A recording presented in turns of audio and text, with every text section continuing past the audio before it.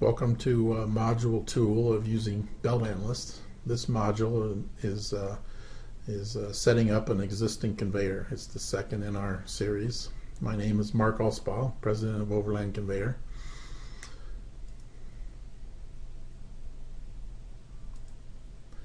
In this module, we're going to assume you have an existing conveyor and you want to set that conveyor up properly in Belt Analyst in order to take a look at the components of the system to see if everything is right or make changes to perhaps increase the capacity or something like that.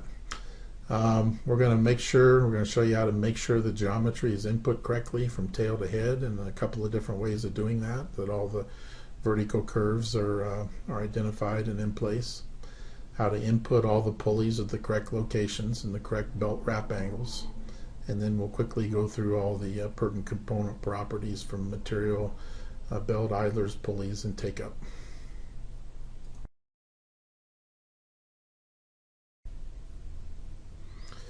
First thing we'll talk about in setting up a conveyor is setting up the geometry of our conveyor. We have this little cartoon here that shows the geometry that we have set up at this point. The absolute minimum that can be in the program is one carry flight, one equal and opposite return flight, one head pulley and one tail pulley. You also must have a drive pulley and a take-up pulley. In this case, the head and the drive are the same pulley, and the tail and the take-up are the same pulley. So this is the absolute minimum 4 flights that we can have on any conveyor. Now, the first thing we must decide in any application is from A to B, where do we want to move the material. In this case, if we can load this particular conveyor on the left side of the screen and we want to go through a concave curve, up an incline, through a convex curve, along a flat section to a discharge pulley. If I want to input that into my my system, first of all I'll insert 2 additional flights, because I need to have 2 additional carry flights, an incline, a flat, a decline. I'll take my first flight and turn it into a flat flight. Take my second flight, make it an incline of 10 meters. And I'll take my third flight and I'll also make it flat. I can also input the angle of incline if I know the angle, and it'll calculate the lift, or I can input the lift and it'll calculate the angle. Now you can see here as I've been adding flights, it's actually put in the idler spacing from that first flight. It's given me a return idler spacing, cleaners, plows, skirting. It's added some things automatically for me. It's also added me equal and opposite return flights because we're in auto return mode. So at this point, if I wanted to, for instance, move the take-up pulley to halfway between the discharge pulley and this convex curve, first thing I need to do is take this flight number 3, which is going to locate the take-up pulley, and I'm going to divide it into 2 flights. Actually, I by mistake deleted that flight, so insert. Let me insert that flight back in.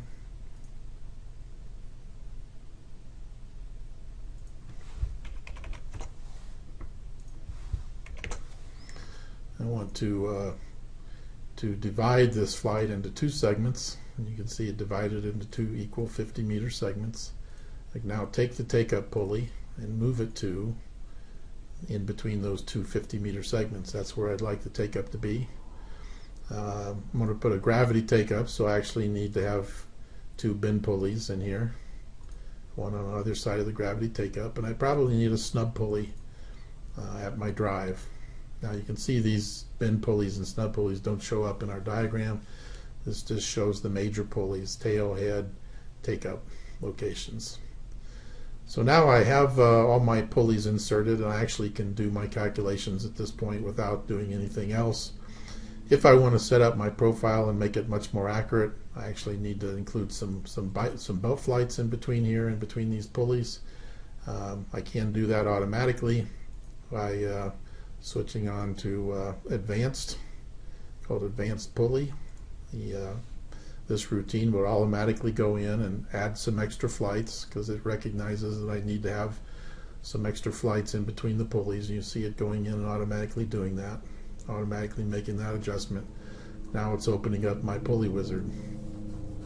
So it didn't get it quite right, as you can see here. Drive number 1, the head pulley, looks okay. I'll go to number 2. The bin pulley is kind of out of whack here a little bit. So I'll go to the incoming flight for the bin pulley, and I'll change that to let's change that to a lift of 0.2, and you can see how it changes. I'll change it to a minus 0.5 meters and a lift of 0.3. And you can see it calculates the wrap angle here of 33 degrees. If I go backwards to the drive pulley, you see I have a wrap angle on the drive pulley now at 210 degrees. I want that flight exiting the bin pulley to be flat, so I can make the outgoing belt segment actually 0 degrees. Oops, I'm on the drive pulley. I mistakenly did this to the drive pulley rather than the bin pulley.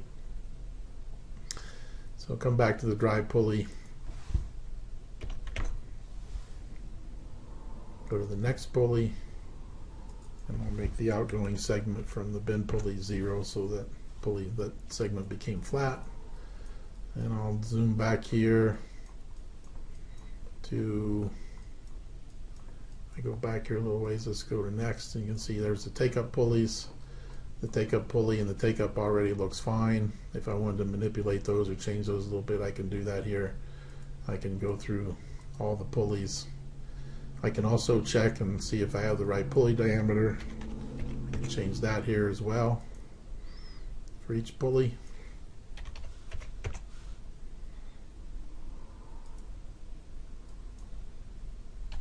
Make the take-up pulley 500, the bin pulley 450,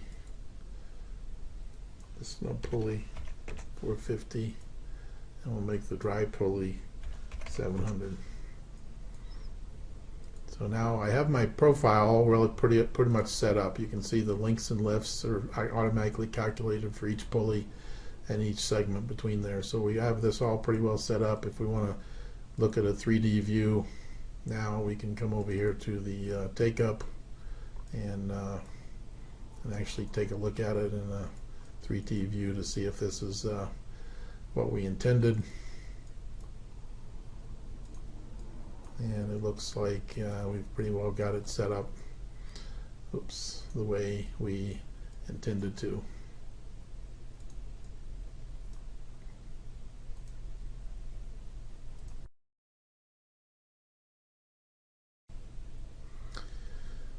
One option for putting in conveyor geometry, if you'd like to build the geometry in another program before you input it into a belt analyst, is to use an Excel spreadsheet.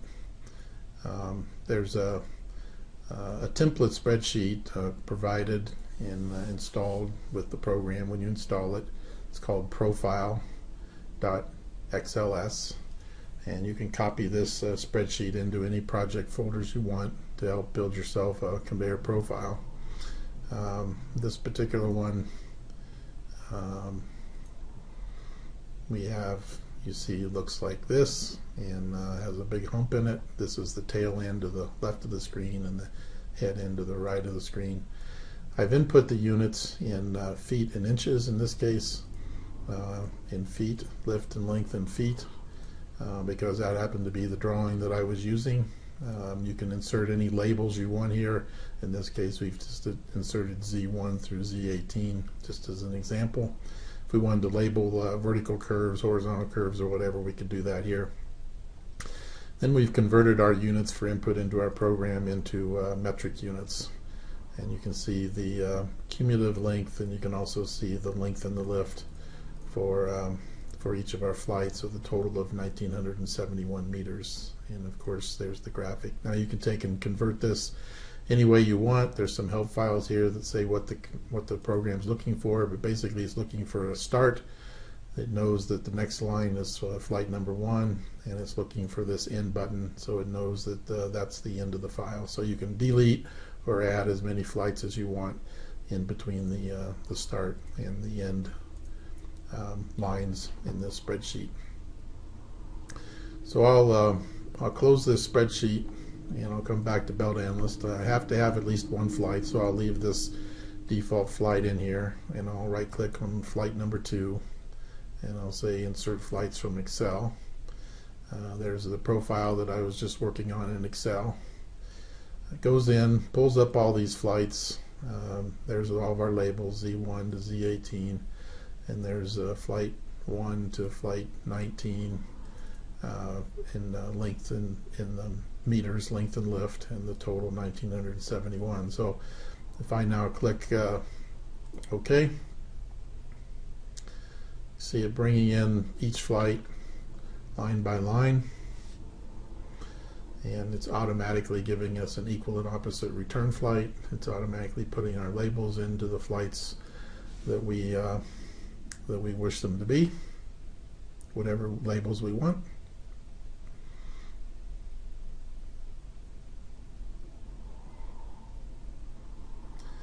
And when we get to flight 19, or label Z18, that was our last flight, we go back now and we can delete that initial flight that we had in this particular file, and we have our profile automatically inserted into Belt Analyst.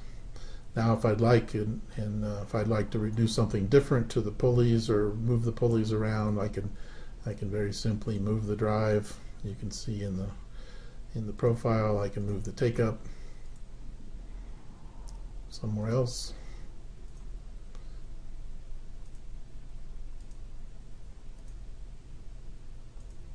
We can get it. There we go. Move the take up. Delete the the bend pulleys, or add additional drive pulleys or bend pulleys anywhere I want in the system. And if I'd like to start manipulating the return flights, I can simply click into user return, and now I can do my pulley wizard, set up my my drives however I want to, and continue with the setup of my conveyor.